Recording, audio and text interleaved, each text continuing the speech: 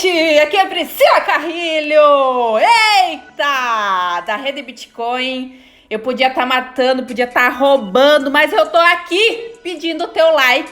Então, senta esse dedinho maravilhoso em cima do dedinho do like e se inscreve para conseguir acompanhar essa leitura aqui que tá só começando. Jesus de Deus, ajude nós a seguir na missão de desbloqueamento e ser livre como ele é, o Bitcoin, o maravilhoso, o mais lindo do mundo, meu filho, meu Deus do céu.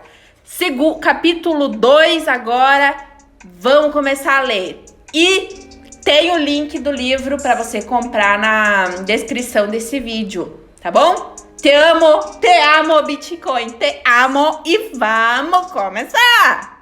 Capítulo 2. Não nos ensinam a investir.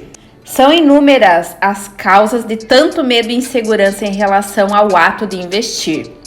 Depois que nos tornamos adultos, passamos a viver sempre tão atarefados que fica mais difícil encontrar tempo para estudar e aprender sobre um tema que está tão distante do nosso dia a dia. Eu trabalho com isso, invisto desde adolescente, já acumulei horas de estudo e ainda assim, quanto mais leio, mais vejo que existe um longo caminho para ser trilhado. Pode parecer exagero, mas a verdade é que não é preciso ser um expert para começar a investir. Você só precisa parar de achar que esse tipo de conhecimento é inatingível. Hoje, com vídeos disponíveis no YouTube, podcast, audiolivros e uma série de outras ferramentas, é possível absorver informações a todo instante. E a falta de tempo é muitas vezes o resultado da má utilização dele. Experimente usar o período de deslocamento da sua casa para o trabalho ouvindo um podcast ou lendo um livro. Você terá outra percepção e vai ver que é possível aprender bastante com uma simples mudança de hábito. Meu objetivo aqui não é transformar você em um investidor profissional que vai viver de investimentos ou como eu trabalhar nessa área. No entanto, se você quer ser dono do seu dinheiro, é importante abrir um espaço na sua rotina para entender um pouco mais sobre esse universo e saber que nada disso é possível se você não poupar. Não existe mágica. Para Thiago Reis, investidor e fundador da Suno Research, há 3 princípios fundamentais que norteiam as decisões dos melhores investidores do mundo. Antes de qualquer coisa, primeiro, eles são grandes poupadores. Segundo, investem o dinheiro com inteligência, comprando nos momentos de baixa e sempre pensando no longo prazo. E terceiro, reinvestem os dividendos, ou seja, nada de sair gastando o lucro dos seus investimentos por aí, certo? O lucro sempre volta para a sua carteira de investimentos de longo prazo. Para que o processo dê certo, você também precisa eliminar suas dívidas. É ilusão falar em economizar recursos e investir quando, de acordo com dados do fim de 2018, mais de 60 milhões de brasileiros têm o nome sujo no Serviço de Proteção ao Crédito SPC. Então, o primeiro passo para investir melhor é quitar as dívidas. Certamente, você tem algum amigo ou parente que está endividado e precisando de ajuda. Na maior parte dos casos, alguns ajustes na organização financeira são o suficiente para que a pessoa comece a enxergar uma luz no fim do túnel. Mais à frente vou mostrar alguns casos em que a tecnologia e algumas startups podem ser a solução para quem está passando por dificuldades. Hoje já existem outras formas mais baratas de conseguir empréstimos, além de ferramentas para ajudar na gestão financeira e formas de economizar na hora de gastar. Assim que começar a poupar, a investir com inteligência e a reinvestir os dividendos, você vai perceber que, em algum momento, esse círculo virtuoso ganha uma atração própria e se torna uma bola de neve, segundo o conceito de Warren Buffett, que compartilho na minha vida pessoal. Esse círculo, porém, pode demorar algum tempo para engrenar e é importante que estejamos dispostos a esperar. Também sei que guardar dinheiro nesse momento de instabilidade persistente é difícil. Depois de conseguir acumular uma reserva, vem o medo de não saber onde alocá-la. Para você ter uma ideia, em um relatório publicado em 2018 pelo Fundo Monetário Internacional, FMI, o Brasil ficou em segundo lugar como o pior país em taxa de poupança per capita da América do Sul, perdendo apenas para a Venezuela. Outro ponto preocupante quando se trata de investimentos é a busca pelo dinheiro rápido e o resultado no curto prazo. Muitas pessoas supervalorizam a prática de fazer dinheiro rapidamente e não dão a devida atenção aos investimentos de longo prazo.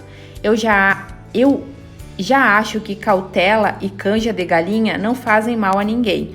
Ou, como diz o mestre Warren Buffett, nunca teste a profundidade do rio com os 2 pés. Isso vale para tudo na vida. Por isso, quando prometerem a você algo muito vantajoso, não custa desconfiar. O trauma dos golpes é real e recorrente. Vou contar uma história que talvez você já tenha ouvido, a do golpe do bilhete premiado. Para que esse golpe aconteça, são necessários 3 personagens: o golpista, o parceiro do golpista e a vítima. O golpista surge com um bilhete de loteria e um jornal do dia. Aparentemente, os números do bilhete são os mesmos dos do jornal e aquele seria o bilhete premiado em, por exemplo, R$100 mil. Então, o golpista oferece esse bilhete à vítima e pede apenas R$1.000 em troca. Afinal, ele não precisaria de tanto dinheiro e não vai conseguir retirar o montante em função de alguma emergência. Óbvio que a vítima vai ficar desconfiada e não vai embarcar nessa furada. Aí aparece o parceiro do golpe, uma pessoa que está passando na rua naquele momento e pergunta o que está acontecendo. O golpista reconta a história. O cúmplice no crime então oferece R$1.500 pelo bilhete. Esse é o momento em que a vítima, movida pela ganância e pela inveja, deixa-se levar pela emoção e acaba comprando o bilhete falso. Esse tipo de golpe ainda existe e ocorre diariamente pelo nosso país, mas não contei esse caso para falar especificamente desse tipo de trapaça, mas sim porque essa história é muito parecida com a das piores práticas que temos hoje em dia e que leva o dinheiro suado dos trabalhadores brasileiros, as pirâmides e os golpes financeiros. Mais sofisticados do que os golpistas do bilhete premiado, esses bandidos também se aproveitam das emoções e da promessa de dinheiro fácil para ludibriar a população. Estima-se que dezenas de bilhões de reais já escoaram do bolso de trabalhadores para esses criminosos. É possível que você tenha algum vizinho ou conhecido que recentemente disse estar ganhando altíssimas quantias com seus investimentos. Ele trocou de carro, passou a frequentar restaurantes caros e está convidando todo mundo para entrar no negócio. Pois é, provavelmente esse seu conhecido é mais uma vítima de um golpe. Ou pior, pode até mesmo ser o próprio golpista. Infelizmente, em momentos de crise com alta taxa de desemprego, é normal que as pessoas estejam fragilizadas financeira e emocionalmente e fiquem mais vulneráveis a esse tipo de falcatrua. Grande parte desses golpistas tem se aproveitado da incompreensão das pessoas em relação às novas tecnologias para enganar mais vítimas. Em minhas palestras, sempre pergunto quem já ouviu falar em Bitcoin, blockchain ou criptomoedas, e geralmente bastante gente levanta a mão. Mas quando pergunto se eles saberiam me explicar esses conceitos, pouquíssimos mantêm o braço levantado. O fato é que aplicar um golpe prometendo lucros em cima da venda de perfumes ou suplementos é muito mais difícil do que falar em operações muito lucrativas com Bitcoin ou Forex, que se trata de complexas operações de compra de moedas e commodities. As tramas criadas por esses golpistas se aliam à dificuldade das pessoas em entender temas tão abstratos. E foi nisso que esses golpistas enxergaram a oportunidade. É complicado, né? Então desconfiar, recear e duvidar é legítimo e compreensível. E consciente disso, reservei parte desse livro para apresentar a você uma espécie de guia para que possa identificar mais facilmente esse tipo de golpe e fugir dele. A tecnologia também assusta bastante porque ainda há uma grande parcela das pessoas que a desconhece. Estou envolvido com Bitcoin desde o final de 2015 e estudando esse tema a fundo desde o final de 2016. e diariamente me deparo com um conceito novo. Estamos vivendo na era das tecnologias exponenciais e cada vez mais rapidamente surgem inovações que mudam a forma como vivemos e interagimos em sociedade. Quer um exemplo? O Uber começou suas atividades em 2009 e revolucionou a indústria de transportes no mundo.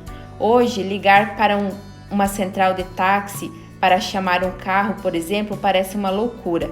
10 anos depois, já se fala na possibilidade de carros autônomos substituírem os motoristas dos aplicativos.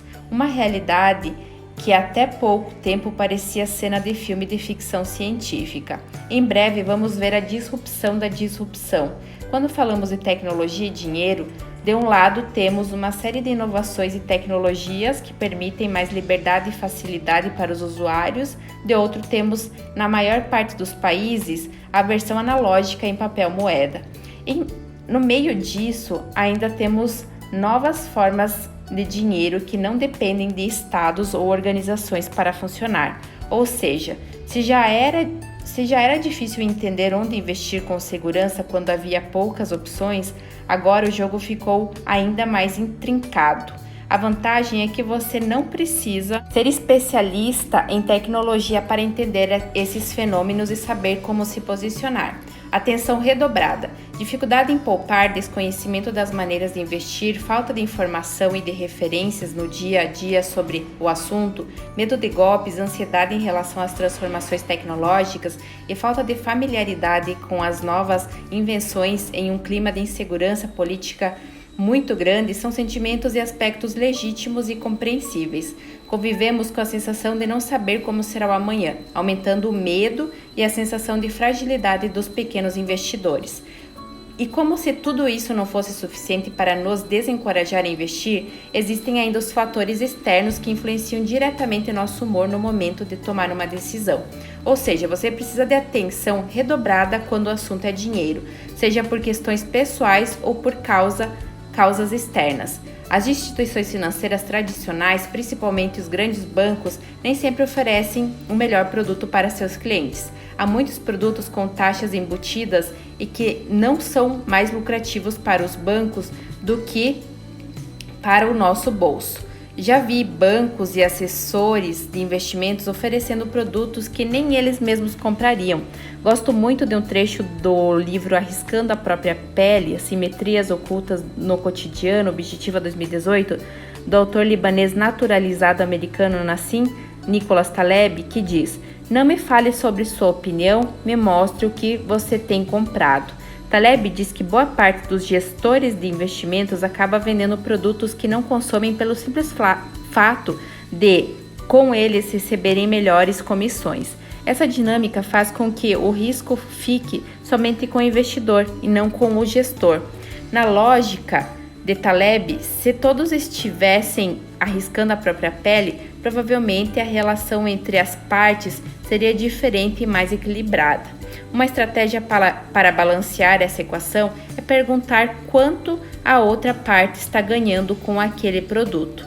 Se houver honestidade na conduta, você terá acesso aos números reais da participação do seu gestor de investimentos no negócio e poderá tomar uma decisão com mais lucidez. Não sou contra remunerar bem quem faz um bom trabalho. Pelo contrário, acredito que quem faz um bom trabalho, assumindo os riscos e arriscando a própria pele, deve ganhar muito bem por isso. O problema é quando as taxas de administração do investimento são altas e o retorno fica aquém do esperado. E existem vários exemplos de produtos nessa linha, desde fundos passivos que seguem índices e cobram altas taxas de administração e performance, até consórcio ou outros produtos bancarizados que embutem altíssimas taxas sobre o investimento. Vejamos o exemplo do certificado de depósito bancário CDB. Por ser da família dos ativos da renda fixa, esse tipo de produto possui regras de remuneração definidas no momento da aplicação e comumente estão atrelados a algum indicador. Na prática, no momento do aporte, você saberá o prazo do investimento, a taxa prevista de remuneração e, portanto, conseguirá projetar o valor aproximado que vai receber na carteira. Além disso, esses produtos são certificados pelo Fundo Garantidor de Crédito. Por todos esses motivos, a renda fixa é um dos investimentos mais populares no Brasil. Por outro lado, existem fundos de investimento em renda fixa que, como o nome diz, investem nesses mesmos títulos que você pode investir por conta própria. Acontece que a maioria desses fundos embute suas taxas e comissões nesses produtos. Essa informação, apesar de estar descrita na oferta, muitas vezes não fica tão clara para os investidores. Conclusão: as pessoas que investiram nos 30 maiores fundos de renda fixa do país receberam em média 5% a menos do que aqueles que optaram por investir diretamente fora desses fundos em 2018. Você pode até estar pensando que a diferença é muito pequena quando colocamos na ponta do lápis. Entretanto, posso comprovar que não é. Quando imaginamos 30 anos de investimentos, o valor equivalente a 5% a mais é bastante significativo.